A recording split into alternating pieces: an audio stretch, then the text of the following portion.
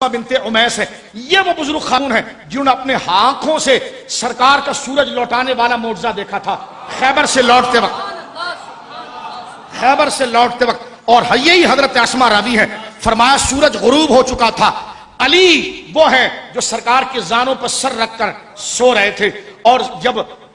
سرکار دو عالم صلی اللہ علیہ وسلم علی کے زانوں پر سر رکھ کر سو رہے تھے، حضور نے عصر کی نماز پڑھ لی تھی، اب سورج غروب ہو گیا، حضرت علی شیر خدا اب حضور کو جگائیں تو جگائیں کیسے، وہاں سورج غروب ہو گیا، کیا تھا؟ اب دیکھیں ثابت ہوا کہ جملہ فرائض فروع ہے، اصل الاصول بندگی استاجبر کی ہے، نماز فرض ہے لیکن اس فرض کو سرکار کے آرام پر قربان کیا۔ یہاں سے پتا چلا، میرا امام کہتا ہے ثابت ہوا کہ جملہ فرائض فروع ہے، حضور جب آ جائیں تو سرکار کے سامنے سارے فرائض سیکنڈ آپشن پہ چلے جاتے ہیں، سب سے بڑا فرض حضور کا ادب ہو جاتا ہے۔ اب آپ دیکھ رہے ہیں اس بات کو، میرے دوستو بزرگوں، یہ مولا مرتضیٰ کی شان ہے، یہ اتنا بڑا موضوع ہے کئی دن بھی ہم بیان کریں، لیکن ہم اپنے وقت میں اس کو سمیٹ رہے ہیں کہ حضرت سرکار سیدہ اسماء بنت امیس نے دیکھا کہ میں نے خود دیکھا کہ میرے خیمے کے آگے اندھیرا تھا اور پھر سورج نکل آیا، کیونکہ حضرت علی مرتضیٰ رضی اللہ تعالیٰ کے آنسو سرکار کے رخسار پر گرے، سرکار نے اپنی آنکھیں کھولی، فرمایا ما یبکیک یا علی، علی روتا کیوں ہے؟ کہنے کہ حضور کوئی وجہ نہیں ہے، عصر کی نماز چلی گئی، سرکار نے اٹھ کر ہاتھ دعا فرمائی، یا اللہ علی تیرے اور تیرے نبی کے حکم کی پابندی میں تھا، یا اللہ سورج کو لوٹا دے، سرکار نے بھی چہرے پر ہاتھ نہیں لگایا کہ ڈوبا ہوا سورج دوبارہ نکل آیا۔ اب سنیے، میں نام لے کر فضا خراب نہیں کرنا چاہتا کہ موجودہ کس متعصب شخص نے اس حدیث پر باتیں کی ہیں، لیکن میں ایک حوالہ آپ کو دینا چاہتا ہوں، مانی الاثار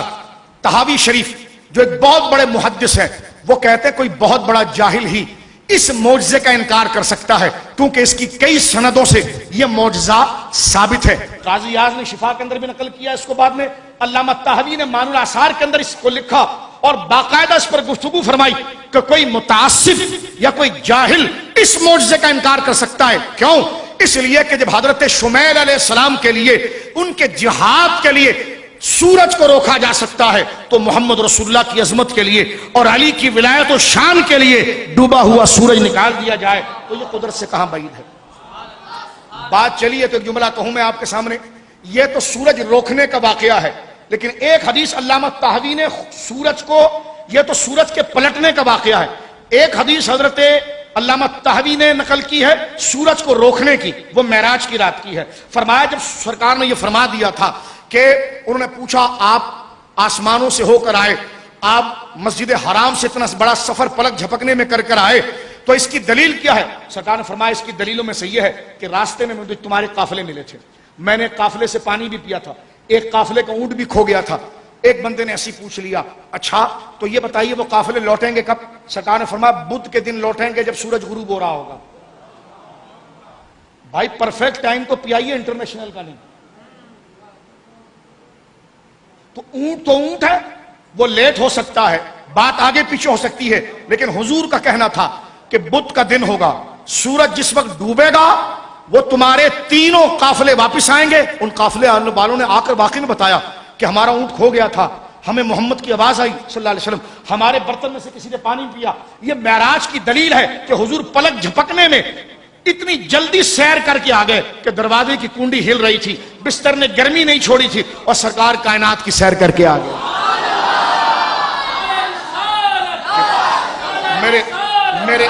میرے امام نے کہا تھا کہ عجب گھڑی تھی کہ وصل و فرقت، جنم کے بچھڑے گلے ملے تھے، یہ شان اللہ نے ہمارے نبی کو میرے بھائیوں عطا فرمائی ہے۔ تو اب آپ دیکھیے بدھ کا دن آ گیا،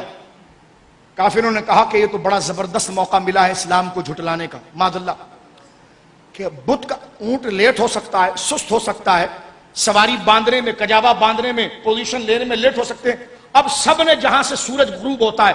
سارے جا کر عصر کے وقت سے بیٹھ گئے کہ اب دیکھتے ہیں کہ قافلہ آئے گا کب۔ قافلے تو لیٹ ہوتے رہتے ہیں کیونکہ ان کا معمول تھا کہ ایک دن کا قافلہ 2 دن کے بعد آتا ہے، 2 دن والا پہلے آ جاتا ہے۔ اگر یہ پہلے آ گیا تب بھی غلط، کیونکہ کہا غروب ہو رہا ہوگا تو آئے گا، اور اگر غروب ہو گیا اور اندھیرا ہونے کے بعد آیا تب بھی ہم شور مچائیں گے۔ میرے دوستو بزرگوں، حضرت قاضی اعظم نے بھی اس بات کو نقل کیا، معنی الاثار میں بھی روایت موجود ہے کہ سورج غروب ہونے کے قریب آ گیا، ٹائم ہو گیا، لیکن قافلہ نہیں آیا،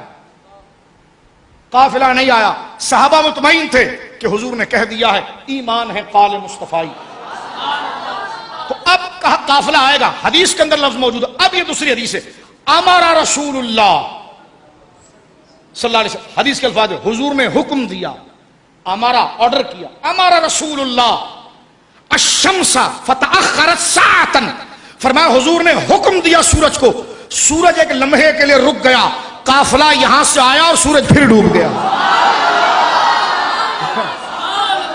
سورج الٹے پاؤں پلٹے، چاند اشارے سے ہو جا، اندھے نجدی دیکھ لے قدرت رسول اللہ کی۔